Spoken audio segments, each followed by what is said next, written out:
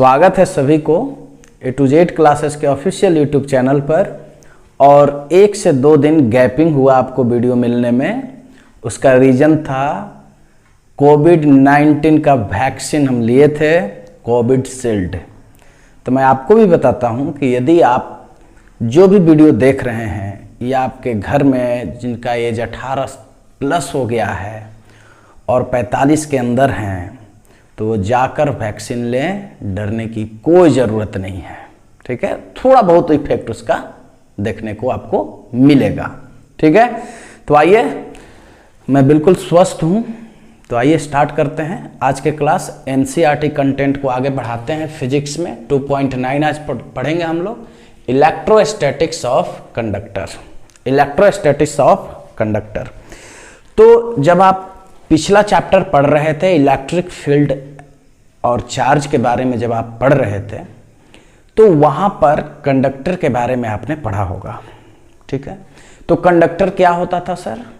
तो अगर मैं कंडक्टिविटी के आधार पर सब्सटेंस को क्लासिफाइड करता हूं तो मैं वहां पर पढ़ता हूं कंडक्टर, फिर पढ़ता हूं इंसुलेटर और फिर पढ़ता हूं सेमीकंडक्टर।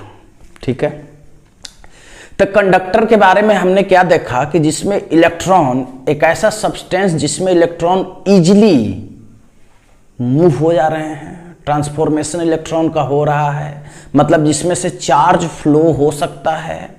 और उनकी अगर कंडक्टिविटी की बात करें, कंडक्टर की कंडक्टिविटी की अगर बात करें तो 10 के power 4 ohm inverse metre inverse to 10 के power 7 ohm inverse metre inverse. ठीक है, इस चीज को हमने पहले स्टडी कर रखा है।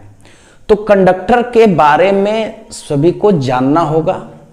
जो नहीं जान रहे हैं एक बार और सुन ले। एक ऐसा सब्सटेंस जिसमें इलेक्ट्रॉन का ट्रांसफॉर्मेशन या चार्ज का फ्लो इजीली तरीका से हो, उसे हम लोग क्या बोलेंगे? कंडक्टर। और जिसका कंडक्टिविटी रेंज होता है 10 के power 4 ohm inverse metre inverse to 10 के power 7 ohm inverse metre inverse. थोड़ा गर्मी ज़्यादा है और ये वीडियो जो है रात्रि को शूट हो रहा है, मैं आपको बता दूं, क्योंकि आपको सुबह सुबह अवेलेबल हो सके। ठीक है, तो थोड़ा सा देखिएगा आप लोग।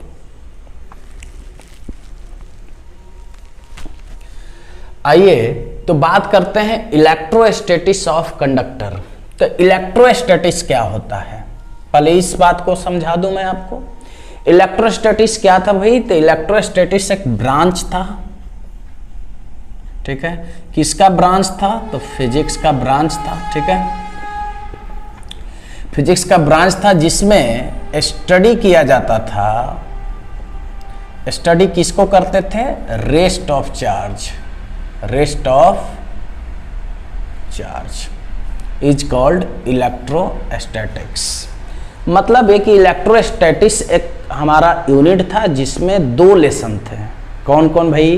तो electric charge and electric field, और दूसरा लेसन जो अभी हम लोग पढ़ रहे हैं इलेक्ट्रिक पोटेंशियल एंड कैपेसिटेंस, जिसके अंतिम चरण में हम लोग प्रवेश कर गए हैं। इसके बाद 3 से 4 टाइटल और पढ़ने हैं, लेसन आपको समाप्त हो जाएगा। तो अगर फिजिक्स के एक ऐसा ब्रांच जिसमें रेस्ट ऑफ चार्ज, मतलब चार्ज जो है वो रेस्ट में रहेगा, अगर स्टडी करना है तो उस ब्रांच को हम लोग कहते हैं इलेक्ट्रोस्टैटिक्स। अब देखो, इलेक्ट्रोस्टैटिक्स ऑफ कंडक्टर बोल रहा है, मतलब कि कंडक्टर का जो सिचुएशन होगा वो रेस्ट में होगा। कंडक्टर का जो सिचुएशन होगा वो किस में होगा? रेस्ट में होगा। तो उसकी क्या क्या प्रॉपर्टीज होंगे आज के क्लास में हम लोग देखने वाले हैं। ठीक है, तो अब तो समझ गए भाई कंडक्टर क्या होता है। तो चलो मैं एक यहां पर कंडक्टर बना दूं। चलो कोई भी कंडक्टर हमने ले लिया। ठीक है, अब मैं बारी बारी से, एक कंडक्टर है, ठीक है, तो ये चार्ज होगा। ठीक है, तो अगर चार्ज होगा तो इसके अंदर जब चार्ज होता है तो चार्ज एक्सिस कहां करता है, पहले इस चीज को आप लोग जान लें। तो चार्ज जो है इसके सरफेस पे होता है। याद रखेंगे आप, किसी भी कंडक्टर का जो चार्ज होता है वो सरफेस पे होता है। कहां पे होता है? सरफेस पे होता है, ना कि उसके अंदर। तो यदि कंडक्टर अभी आगे चल के आप फैराडे का एप्लीकेशन भी पढ़ने वाले हैं, इलेक्ट्रोस्टैटिक शिल्डेड पढ़ने वाले हैं आप, लेकिन अभी यहां पर सिर्फ जानना है आपको इलेक्ट्रोस्टैटिक्स ऑफ कंडक्टर। आज के क्लास में बस यही एक टॉपिक के बारे में हम लोग स्टडी करने वाले हैं। तो जो कंडक्टर होता है वो उसके सरफेस पे ही चार्ज होता है, उसके अंदर में किसी प्रकार का चार्ज नहीं होता है। तो अंदर में यदि किसी प्रकार के चार्ज नहीं होता है तो Q क्या हो जाएगा, 0। जो भी चार्ज होता है वो उसके सरफेस पे ही होता है। पहले इस चीज को आप जानिए और याद करना है। तो यदि आपसे कोई यहां पर प्रश्न पूछे कि इस सरफेस पे सर आउट मतलब बाहर आउटसाइड में ही केवल चार्ज है और इनसाइड में कोई चार्ज नहीं है, तो क्या कंडक्टर के इनसाइड में इलेक्ट्रिक फील्ड होता है? आपसे प्रश्न पूछा जा सकता है। तो बिल्कुल नहीं। जहां पे चार्ज ही नहीं होगा वहां पर इलेक्ट्रिक फील्ड भी नहीं होगा। जहां पर चार्ज नहीं होगा वहां पर इलेक्ट्रिक फील्ड भी नहीं होगा, क्योंकि चार्ज नहीं रहेगा तो फिर इलेक्ट्रिक फील्ड कैसे क्रिएट होगा? चार्ज नहीं रहेगा तब मैग्नेटिक फील्ड कैसे क्रिएट होगा? मैग्नेटिक फील्ड को हम लोग B से इंडिकेट करते हैं, आगे चल के लेसन में देखने वाले हैं। तो मैग्नेटिक फील्ड को एक मैग्नेट भी क्रिएट कर सकता है, और जब चार्ज फ्लो होने लगता है, जब ये I का फॉर्म में आ जाता है, जब चार्ज फ्लो होने लगता है तो करंट, और करंट जब अपना गुणधर्म दिखाने लगता है तो मैग्नेटिक फील्ड क्रिएट करता है। आगे के लेसन में हम लोग इसका स्टडी करेंगे। तो यहां पर कोई सोर्स चार्ज नहीं है, तो फिर कंडक्टर के इनसाइड में इलेक्ट्रिक फील्ड क्या होगा, 0 होगा। ठीक है, तो एक कंडक्टर का सिचुएशन पर डिपेंड कर रहा है कि कंडक्टर का यहां जो सिचुएशन है वो किसमें है, रेस्ट में है। किसमें है, रेस्ट में है, क्योंकि हमारा टाइटल भी तो वही कह रहा है, electrostatics of conductor. Electrostatics of conductor. तो इलेक्ट्रोस्टैटिक्स क्या होता है, जब चार्ज कहां होता है भाई, तो रेस्ट में होता है। तो कंडक्टर भी यहां पर क्या है, रेस्ट में है। ठीक है, तो यहां हमने दो प्रॉपर्टीज को जाना एक ही शॉट में, दो प्रॉपर्टीज को हमने देख लिया। क्या क्या देखा भाई, तो एक सरफेस पे टोटल चार्ज होता है, कंडक्टर का सिचुएशन पर डिपेंड करता है। सिचुएशन यदि रेस्ट हो तो जो चार्ज होता है वो इनसाइड नहीं होता है, केवल आउटसाइड होता है। और दूसरी बात हमने ये जाना कि अगर सरफेस पे केवल चार्ज है तो अंदर तो कोई चार्ज है नहीं, तो अंदर जब कोई चार्ज नहीं है, कोई भी आवेश यदि अंदर नहीं है, तो वहां पर इलेक्ट्रिक फील्ड भी क्या होगा, 0 होगा। आइए बात करते हैं। कह रहा है कि the interior of a conductor no excess charge in the static situation, मतलब कि कोई भी चार्ज जो है स्टैटिक सिचुएशन में इनसाइड नहीं होता है, उसके इंटीरियर, उसके अंदर कोई भी चार्ज नहीं होता है, मतलब Q = 0। समझ में आ जाएगा। थोड़ा सा आपको मेहनत करना है, मेरे साथ साथ आपको कॉपी कलम लेकर बैठना है, सीखना है, वीडियो को रिवर्स कर करके देखना है, आ जाएगा समझ में। एक बार विश्वास कीजिए, ठीक है।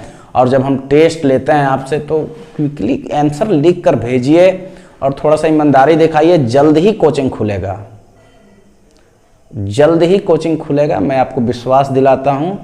अब जैसे इतना दिन आप वेट किए और आपको 15 डे कम से कम वेट करना होगा, ठीक है।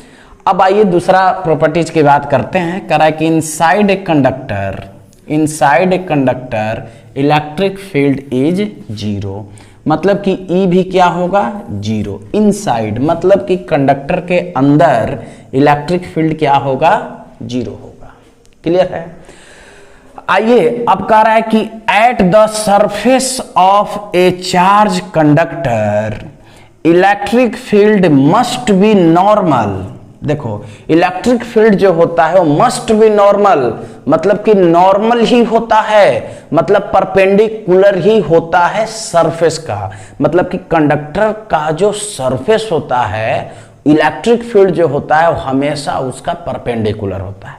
पहले भी आपको बहुत बार पिछले क्लासेस में आपको बताया गया है कि जो इलेक्ट्रिक फील्ड होता है हमेशा सरफेस के क्या होता है, परपेंडिकुलर होता है, नॉर्मल, उसी को बोल रहा है। To the surface at every point, मतलब कि प्रत्येक बिंदु पर किसी भी सरफेस, किसी भी कंडक्टर का जो सरफेस होता है उस पे इलेक्ट्रिक फील्ड नॉर्मल होता है, परपेंडिकुलर होता है। देखिए अगर मैं दूसरा फिगर बना के दिखाऊं, चलो मैं ये फिगर बना लिया, ठीक है, और यहाँ पर एक पॉजिटिव चार्ज है, देखो ध्यान से, यहाँ पर पॉजिटिव चार्ज है, ठीक है, यहाँ पर पॉजिटिव चार्ज है, ठीक है, अंदर में आपका कोई भी चार्ज नहीं है तो कोई भी इलेक्ट्रिक फील्ड भी नहीं है, तो पॉजिटिव डायरेक्शन है, पॉजिटिव डायरेक्शन है तो बाहर होगा, ठीक है,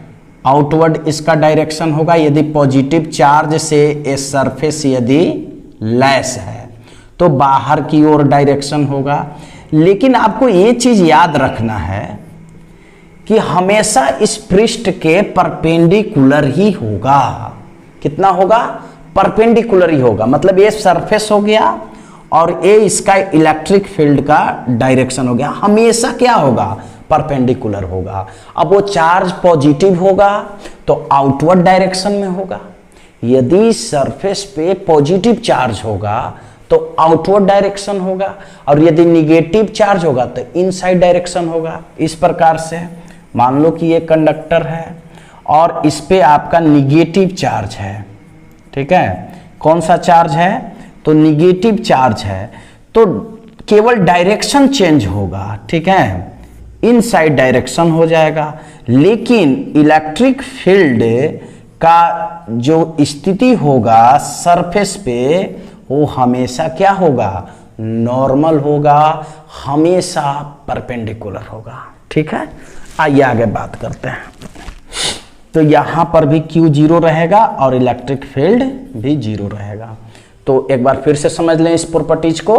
कह रहा है कि at the surface of a charge conductor electric field must be normal to the surface at every point, मतलब कि किसी भी पॉइंट पर, जैसे मान लो यहां एक पॉइंट है, यहां एक पॉइंट है, यहां एक पॉइंट है, यहां एक पॉइंट है, मान लो कि यहां एक पॉइंट है, ये है, बी है, सी है, डी है, किसी भी पॉइंट पर आप लो, हमेशा इलेक्ट्रिक फील्ड जो है सरफेस के नॉर्मल होगा, परपेंडिकुलर होगा, ठीक है। तो तीन प्रॉपर्टीज आप समझ गए। एक बार फिर से तीनों प्रॉपर्टीज के बारे में हम आपको बता देते हैं। कंडक्टर मतलब इलेक्ट्रोस्टैटिक्स ऑफ कंडक्टर। तो कह रहा है कि the interior of a conductor no excess charge in the static situation, मतलब कि Q हमेशा 0 होगा, ठीक है। Q 0 होगा तो inside a conductor electric field is 0। जब Q ही नहीं रहेगा तो इलेक्ट्रिक फील्ड क्या होगा? 0। उसके बाद कह रहा है कि at the surface of charge conductor electric field must be normal to the surface at every point. Every point पे सरफेस पे जो इलेक्ट्रिक फील्ड होता है हमेशा परपेंडिकुलर होता है, नॉर्मल होता है। अब आइए मैं इसको थोड़ा सा रफ कर दूं और फिर मैं बताऊं कि इलेक्ट्रिक पोटेंशियल, देखो इलेक्ट्रिक पोटेंशियल इज कांस्टेंट। अब कह रहा है कि इलेक्ट्रिक पोटेंशियल जो होता है वो कांस्टेंट होता है। कह रहा है कि थ्रू आउट मतलब जो बाहर होगा, the value of the conductor, देखिए throughout the value of the conductor, मतलब कंडक्टर का जो वैल्यू बाहर में होगा, कंडक्टर का जो बाहर में इलेक्ट्रिक पोटेंशियल का जो वैल्यू होगा, same value as inside on its surface, मतलब कि सरफेस के अंदर भी उतना ही इलेक्ट्रिक के पोटेंशियल होगा, मतलब कि कांस्टेंट होगा।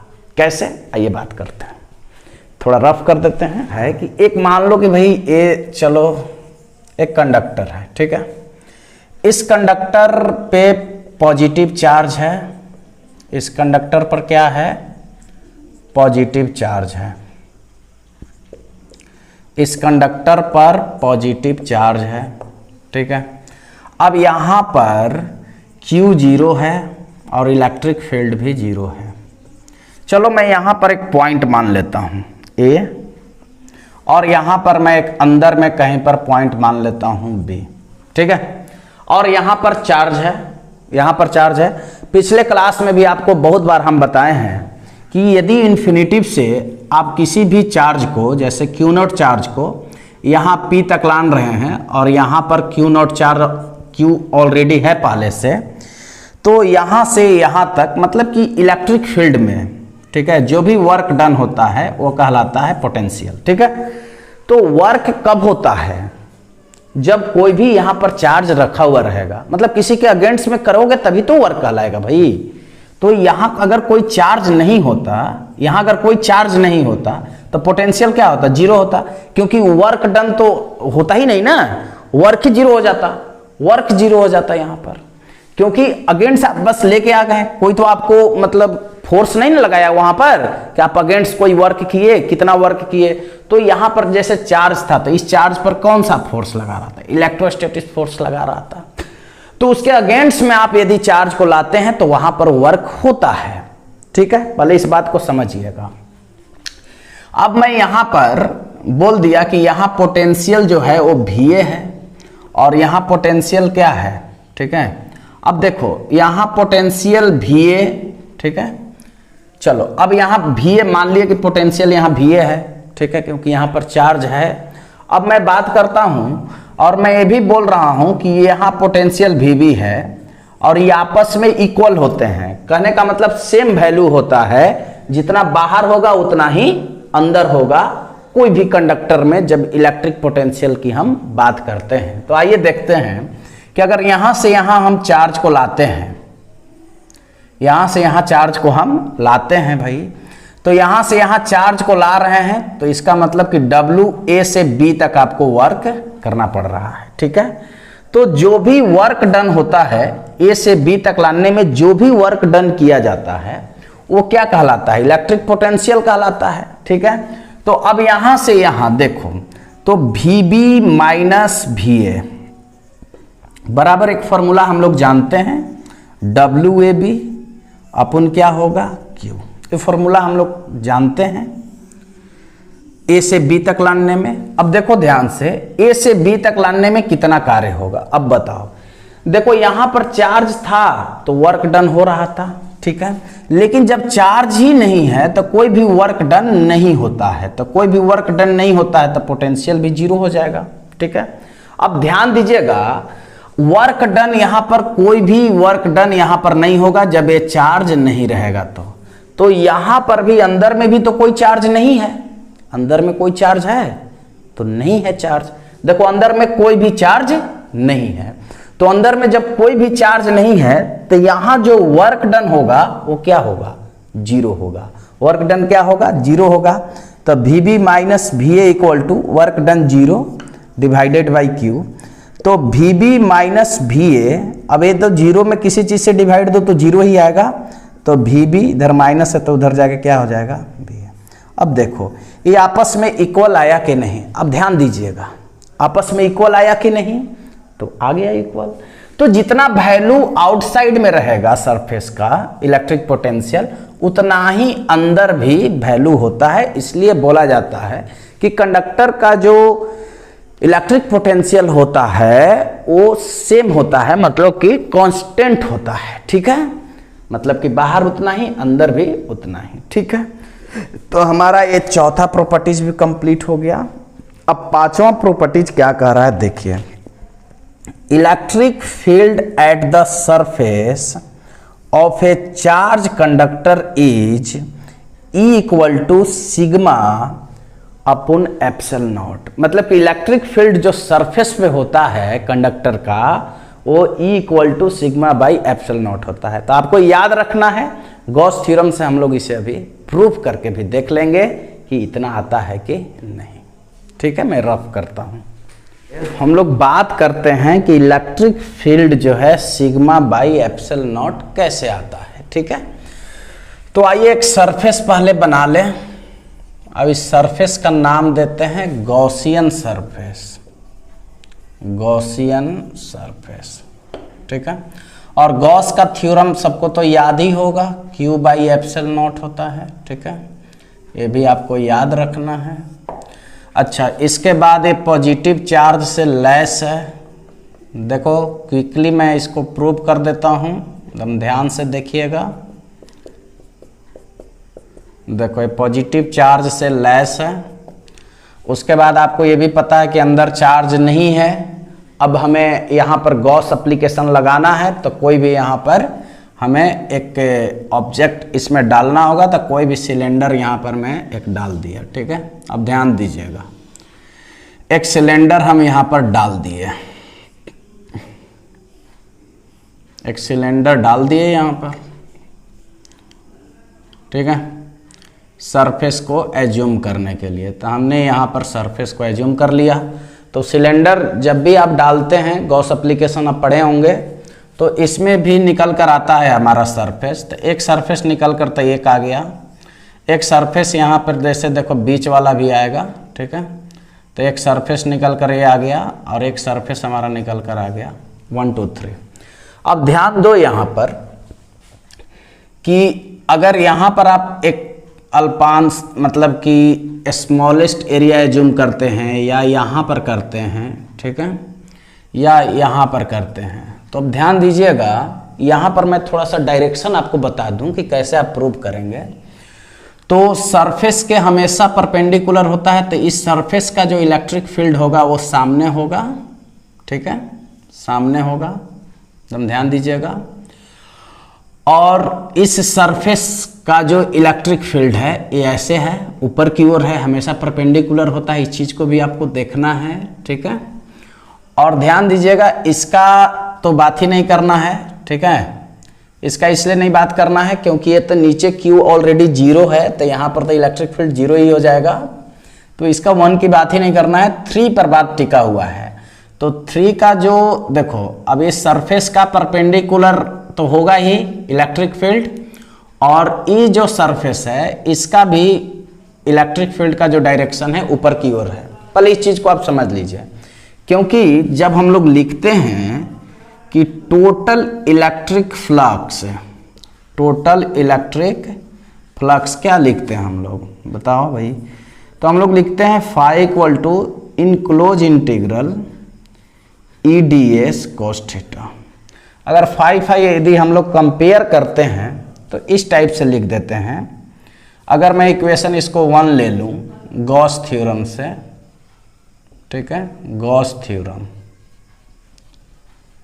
तो कंपेयरिंग यदि इक्वेशन 1 2 की बात करें, कि यदि फ्रॉम इक्वेशन 1 एंड 2 की अगर बात करें, तो हम लोग इसको लिखते हैं enclose integral EDS cos theta equal to Q by epsilon naught. अब ध्यान दीजिएगा, ये जो थीटा होता है angle between E and DS होता है, angle between E and DS। अब जो इनक्लोज जो सरफेस है वो 3 पार्ट में टूटा हुआ है, देखो, तो तीनों पार्ट को मैं अलग अलग थोड़ा सा कर दूं तो फिर इनक्लोज नहीं रहेगा, ठीक है, तो इस टाइप से टूटेगा। 1 तो EDS cos theta plus 2 EDS cos theta और प्लस 3 EDS cos थीटा बराबर Q बाई एप्सिलॉन नॉट। अब थोड़ा मैं आपको शॉर्ट में कर दे रहा हूं, देखो समझ में आ जाएगा। यदि आप 1 के लिए चलें तो यहां पर थीटा का वैल्यू कुछ भी रखो, ये यहां पर 0 है, तो E यहां पर 0 है, तो अगर पूरा 0 से मल्टीप्लाई कर दोगे तो ये तो रिजल्ट 0 आ जाएगा। इसमें तो आपको किसी प्रकार का माथापेची नहीं करना है। उसके बाद आइए 2 की बात करते हैं। तो 2 जो सरफेस है, यहाँ भी 2 है ना, इसलिए ले रहे हैं, तो यहाँ भी जब 2 है तो ये इस सरफेस का जो इलेक्ट्रिक फील्ड होगा सामने होगा, ठीक है। यहाँ मतलब इसका जो है डायरेक्शन इस साइड में होगा। यदि आप यहाँ पे स्मॉलेस्ट एरिया है, जब आप एज्यूम करेंगे DS, और आगे की ओर है इलेक्ट्रिक फील्ड का डायरेक्शन, तो देखो ऐसे और फिर ऐसे परपेंडिकुलर हो गया, तो थीटा इक्वल टू यहाँ पर क्या हो गया, 90 हो गया। तो जब थीटा इक्वल टू 90 यहाँ पर आप पुट करेंगे, मतलब cos 90 का वैल्यू क्या होता है, 0 होता है, और 0 से मल्टीप्लाई कर दोगे तो क्या आ जाएगा, 0। तो ये 0 ये 0। अब आगे देखो EDS cos थीटा। अब यहाँ पर देखो इस पृष्ठ की अगर बात करें, इस सरफेस की यदि बात करें, तो इसका जो DS होगा ऊपर की ओर होगा, और इस सरफेस का जो डायरेक्शन है ये भी ऊपर की ओर है, तो दोनों एक ही दिशा में है, मतलब कि पैरेलल है। और पैरेलल के कंडीशन में हम लोग थीटा इक्वल टू क्या लेते हैं, 0 लेते हैं। तो थीटा इक्वल टू जब हम लोग 0 लेते हैं तो यहाँ cos 0 का वैल्यू क्या होता है, 1 होता है। तो अब हम लोग रिजल्ट की ओर बढ़ते हैं। अगर यहाँ तक आप लिख लिए हैं तो थोड़ा मैं मिटाने वाला हूँ, ठीक है। यहाँ तक आप पहले राइट डाउन कर लें और उसके बाद मैं इसे मिटाने वाला हूँ। देख लीजिए अच्छा से, ठीक है, कर लिए। अब देखो, देखिए ध्यान से, अब आपके पास सिर्फ ए बचा टर्म। तो यहां पर ए टर्म बचा E D S cos 0 degree q by epsilon not. cos 0 क्या होता है, अभी ई यहां पर कांस्टेंट हो जाएगा, अंदर क्या बचेगा, ds बचेगा, और ये 3 सरफेस के लिए इनक्लोज नहीं होगा यहां पर, q बाई एप्सिलॉन नॉट, ठीक है। अब ये ds क्या बनाएगा भाई, तो यहाँ ds, यहाँ ds, यहाँ ds, ये पूरा जो है एरिया एक ds बन जाएगा। मतलब कि एरिया आपको लिखना पड़ेगा सिलेंडर का, ठीक है। तो एरिया नहीं लिखना है, अभी आप बस नॉर्मल क्या करें कि एरिया मतलब a लिख दें और q बाई एप्सिलॉन नॉट, इसको इक्वेशन नाम दें आप 3। अब देखो, अगर बात करें कि एक गॉसियन सरफेस पे अगर चार्ज की बात करें, तो अगर इसके चार्ज की बात करें तो इसका सरफेस चार्ज जो डेंसिटी होता है वो क्या होता है, बताइए। सरफेस चार्ज डेंसिटी क्या होता है, तो सिग्मा होता है। और सिग्मा बराबर हम लोग जानते हैं कि we know that sigma equal to होता है q बाई ए, होता है कि नहीं, बताइए। अब यहां से यदि मैं q को अलग करूंगा तो सिग्मा इंटू क्या होगा, a, ये भी देख लो भाई। तो q का वैल्यू आपको कुछ नहीं करना है, यहां पर पुट कर देना है, e इंटू ए बराबर q, तो q सिग्मा इंटू ए बट्टा एप्सिलॉन नॉट।